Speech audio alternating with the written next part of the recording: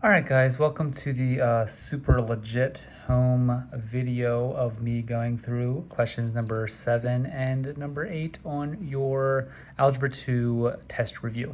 So I've had a couple of students email me asking for help with these two questions. This is where we've been given the function, whether it's a sine or a cosine function, and we are asked to see the amplitude, the period, the phase shifts, all that good stuff, and then more importantly, write a model that is going to depict what this function would do between these 2 points. Okay, so the first thing we need to ask ourselves is it a sine or a cosine function? Okay, so the big way that we can figure out that is to figure out where we are starting at.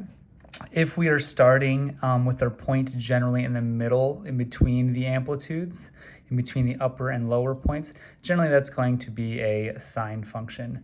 The cosine function, which if we look at the second example, example number 8, the point is starting at the top of the amplitude. Potentially it could start at the bottom of the amplitude, but in this example it's at the top. Therefore, from this example, we know it's going to be a cosine function. But looking back up at the front, number 7 here, so we know since it is starting at the midline, remember sine starts at the midline, then we know this is going to be a sine function. Next thing we look at is whether is it a positive or a negative sine function. And since our first move from our first point is down, we know it is going to be a negative sine function, right? It's also going to be a negative sine function. Okay, so now a couple of things here. We are going to look for the amplitude. In order to look for the amplitude, we first need to know where our midline is. The midline all depends on if there's a vertical shift or not. So obviously we have some sort of vertical shift. It looks like our 0 is here, and it looks like it is shifted above. The midline is going to be where these points are. So it looks like we went up 1, 2, 3, 4 notches. So our vertical shift here is a positive 4. We moved up 4 notches. Therefore, our midline is going to be right here at this horizontal line. So the equation of the midline, which a couple of people had questions about that, since it's a horizontal line, it's going to be y equals, and since it goes through, it looks like 4, the equation for the midline is y equals 4. So equation of midline. Okay, so now that we know where the midline is, I can now figure out how high did my sine wave go. So it looks like it went up 1, 2, 3 notches. Therefore, my amplitude is a 3. Right? If we double check, it also went down 1, 2, 3. So I know exactly that my midline is graphed perfectly. It's directly in between the highest amplitude and the lowest amplitude. Okay, the period. This is kind of given to me with my beginning and ending point. So it wants me to state the model between these 2 dots. So I just got to figure out how much in the x-axis did we travel from our starting point to our ending point.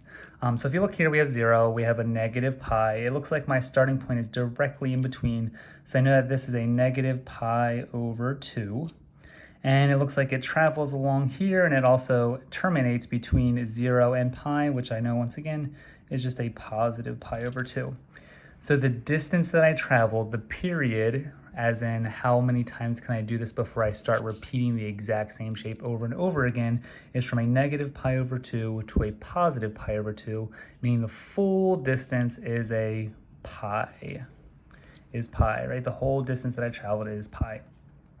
And then my phase shift, this is my left or right movement.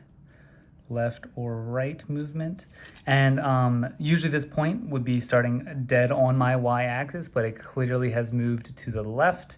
It has gone to the left pi over 2. So I like just to write negative pi over 2, maybe put in parentheses left, because that's going to come, that's going to be something important when we're actually writing our function.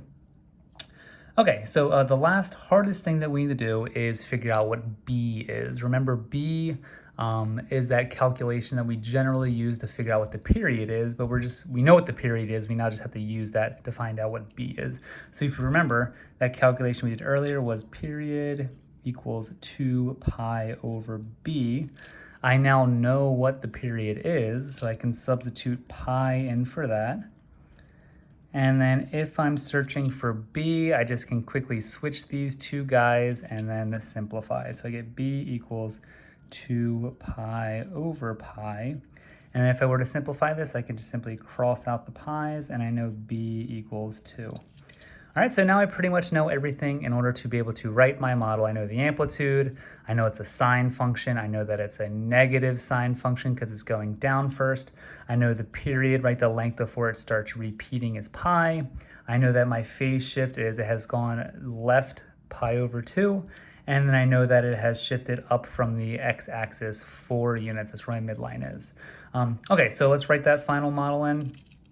We start out with y equals. We know it's a negative sine function, so that comes first. My amplitude is 3. Then I have my sine. Sorry, I'm writing on a tablecloth here, so not super accurate. All right, and then this is where I'm going to put my b value. So since I know b is 2, I'm going to put that as a 2 on the outside. In my parentheses, that's where we're going to see that phase shift, right? This was that one like tricky kind of difficult thing, is if it goes left pi over 2, we want to make sure when I write it in my parentheses, it's the opposite. So technically it's a negative pi over 2, but when I write it up here, it's going to be a positive pi over 2. And then lastly, that vertical shift is always at the end. It's a positive 4, so we write a positive 4 on the end there.